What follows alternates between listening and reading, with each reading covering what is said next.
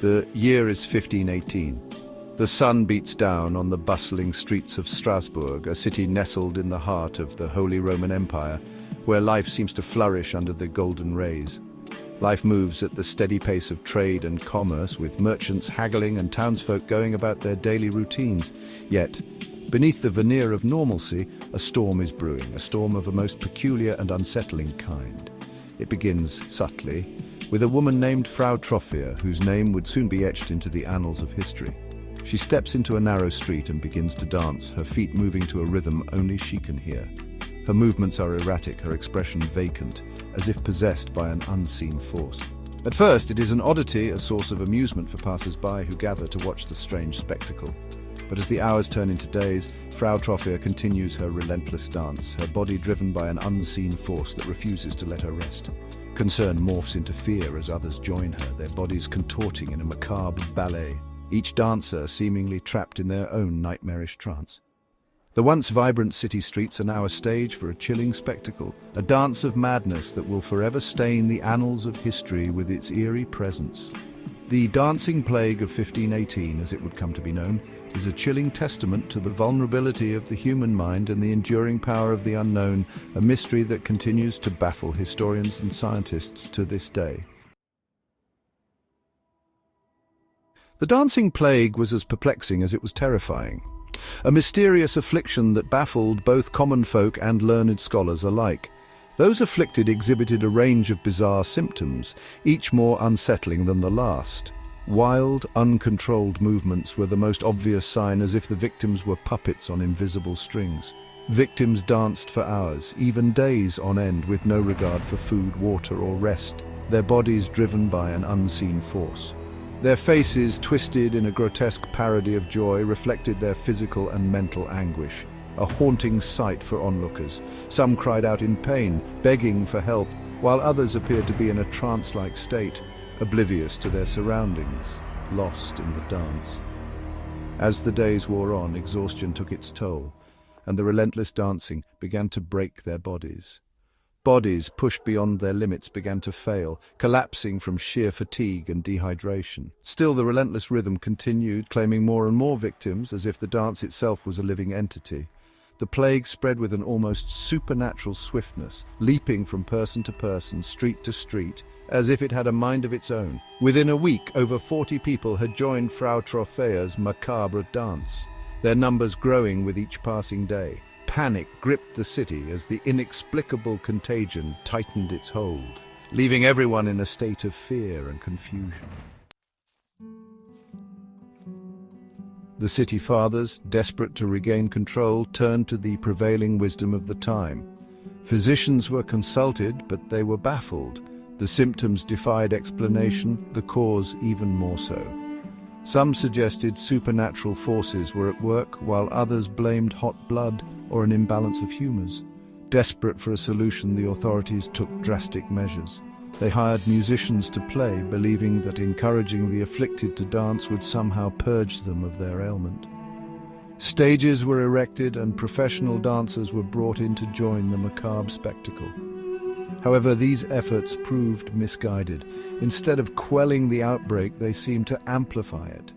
With each passing day, the ranks of the dancers swelled. The city's streets transformed into a whirling vortex of suffering and despair.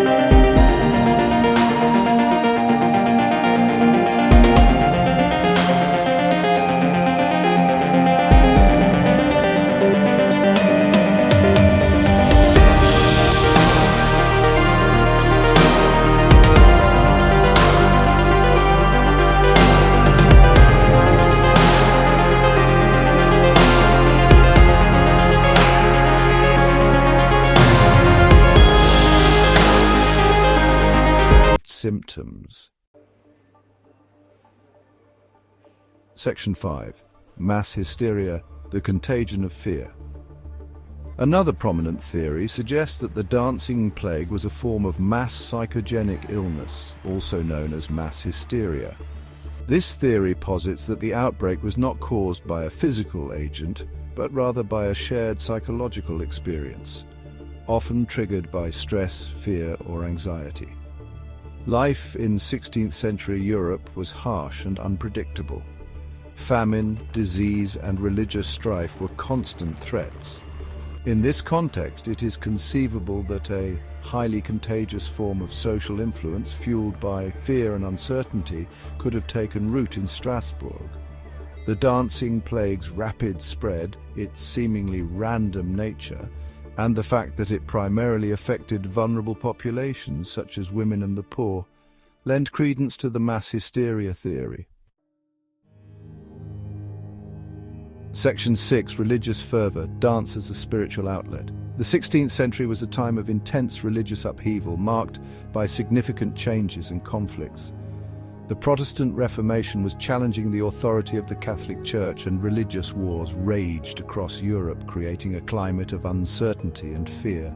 In this climate of spiritual fervor, it is perhaps unsurprising that some have interpreted the dancing plague through a religious lens, seeing it as a manifestation of divine intervention or punishment. Some scholars suggest that the dancing was a form of religious ecstasy, a way for people to connect with the divine in a physical and emotional manner. This could be seen as a physical manifestation of the intense spiritual anxieties of the time, reflecting the inner turmoil of the people. Others believe it was a form of penance, a way for people to atone for their sins in the eyes of God, seeking forgiveness through physical suffering. This act of contrition was seen as a necessary step to cleanse one's soul and seek redemption. While the religious fervor of the era undoubtedly played a role in shaping people's perceptions and reactions to the plague, influencing their behavior and beliefs, it is important to note that there is no direct evidence to suggest that the dancing was intentionally religious in nature. The true cause remains a subject of historical debate and speculation. Section 7. A city scarred, the aftermath and legacy. As the summer of 1518 drew to a close, so too did the dancing plague. The manic dance that had consumed Strasbourg for weeks finally subsided, leaving behind a city physically and emotionally drained. The exact death toll remains unknown, but it is believed that hundreds perished from exhaustion, heart attacks, and strokes. The plague left an indelible mark on the city's psyche. For generations, the events of that summer were passed down through oral histories and written accounts, ensuring that the memory of the dancing madness lived on.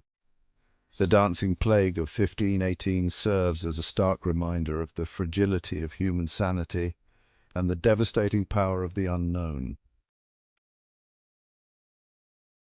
Section 8. Echoes in Time, Modern Interpretations. The dancing plague of 1518 continues to fascinate and perplex us today. Historians, scientists, and artists continue to grapple with its mysteries, seeking to understand what caused this strange and terrible event. In recent years, the dancing plague has been the subject of numerous books, documentaries, and even a musical. These works explore the plague from a variety of perspectives, offering new insights into its possible causes and consequences. The enduring interest in the dancing plague speaks to our fascination with the unexplained and our desire to make sense of the world around us.